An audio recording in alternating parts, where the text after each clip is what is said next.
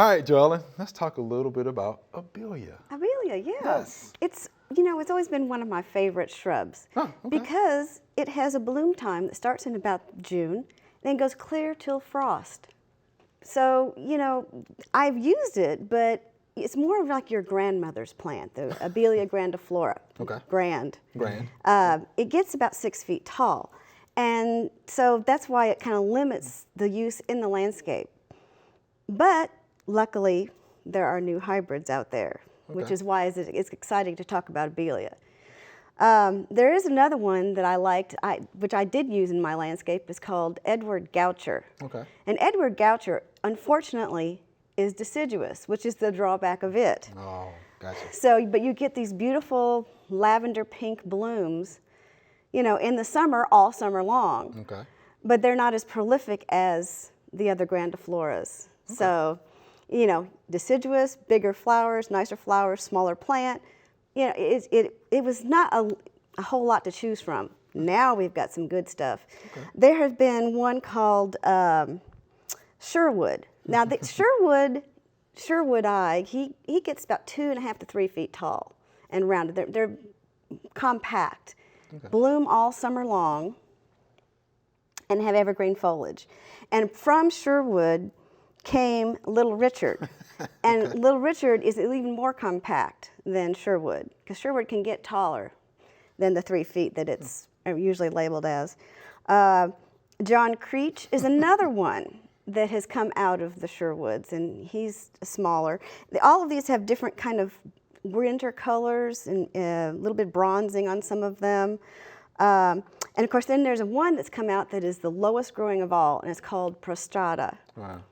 And it gets 1.5 to 2 feet tall, and there's a lot of people who use that for banks and things like that. And it will do well under a window, in front of somebody's house for the landscaping. Okay. Also blooms all summer long. So what evergreen foliage blooms all summer long.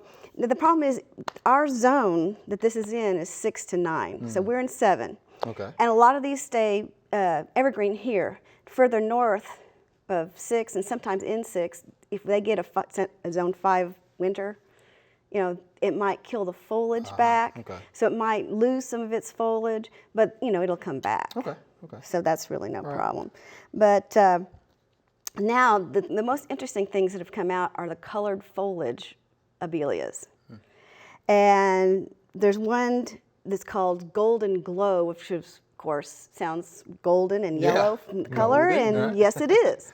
And it has pink flowers. Can you imagine pink flowers on gold foliage all summer long? That sounds really nice. Confetti is another one. Yeah, that sounds cool. It's got cream-colored margins on its leaves. And then it blooms, and then in the wintertime, those white creamy margins turn kind of pinkish. So you get a little bit of a leaf change color in that one. Okay. And they're about 1.5 to 2 feet tall. So see, these are all staying small, even the dwarf ones. The colored ones. Kaleidoscope, now Kaleidoscope is a little bit bigger, but it has multicolored foliage, which is very pretty. And then it blooms then from June through frost. Okay. So you've got this nice creamy white to pink flowers on top of this variegated foliage. Very nice.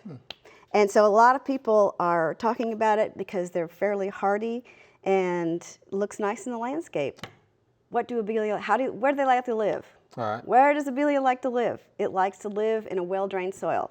Now, you say, well, soils around here are not well-drained. Well, just got to be careful.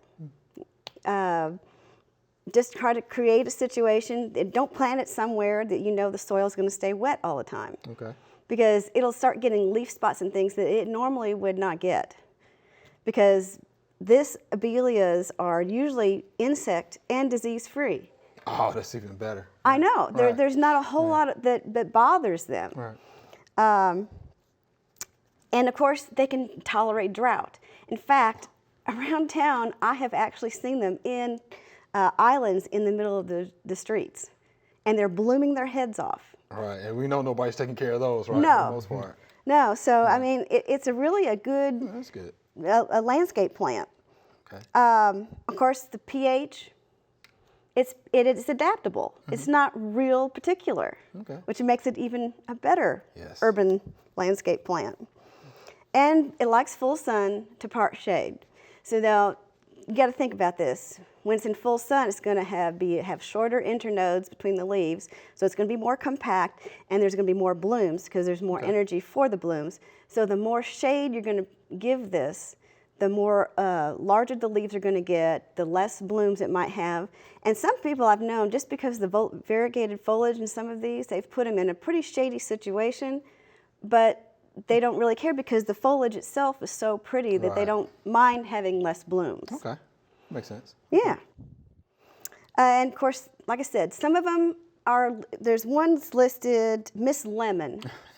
It's a beautiful variegation on it, and it has really pretty flowers on top of it. In fact, it's known for its flowering, but it's deciduous in this area. Ah, okay. So, but that's okay, for the time of year when you're actually going to be outside a lot in the summer and in the spring, fall, and summer.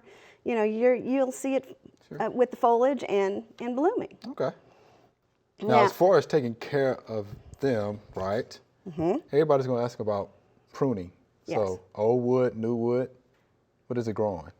Well, Abelia grows, it blooms on current season's growth. Current season, okay. So it is suggested that you prune it first thing in the spring. Okay. Real early in the spring, and get it into the shape that you want. Normally, a lot of these you don't have to. They are naturally growing in a small mounding situation. But if you want to keep it under control and you want it even smaller Which than most what it people normally will want to do. want to do, just don't shear it. Yeah. I mean, it is small leafed, and you could do that with it, but it would be better just to kind of selectively prune it down as you need to.